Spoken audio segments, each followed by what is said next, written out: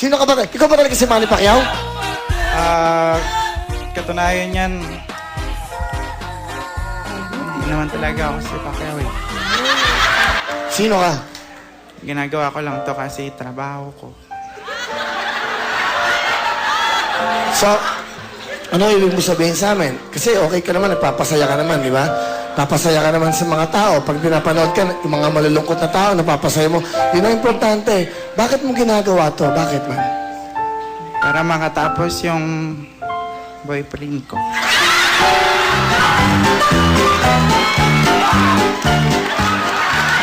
So,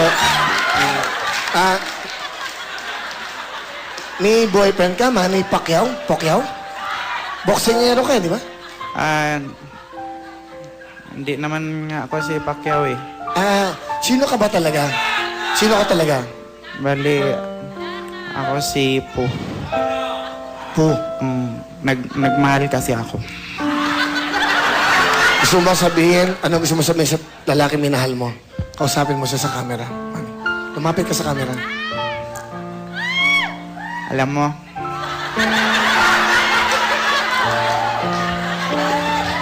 namimiss na kita.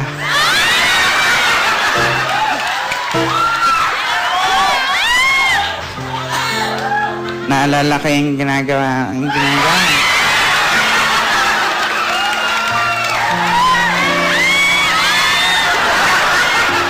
Hindi kasi pinagmamalaki ko siya kasi sobrang sweet sa akin. Ganun.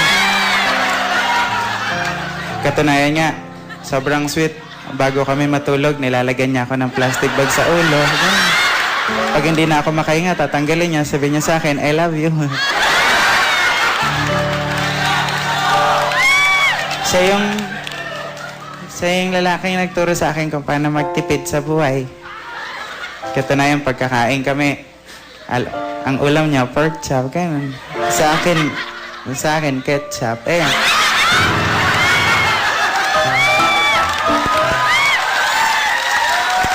Pero, masaya ako sa kanya. Proud na proud ako. Kasi, never siyang nahingi ng pera sa akin.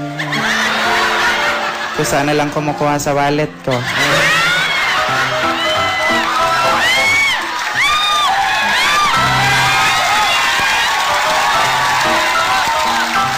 Pero, ayun, nagkaiwalay na kami kasi itong mga kasama ko, sinisiraan, malikot daw ang kamay.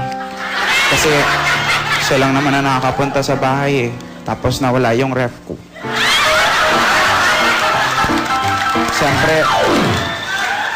Siyempre, hindi ko naman siya pinagbintangan na magnanakaw. Kasi mahal na mahal ko siya. Inisip ko na misplace ko lang.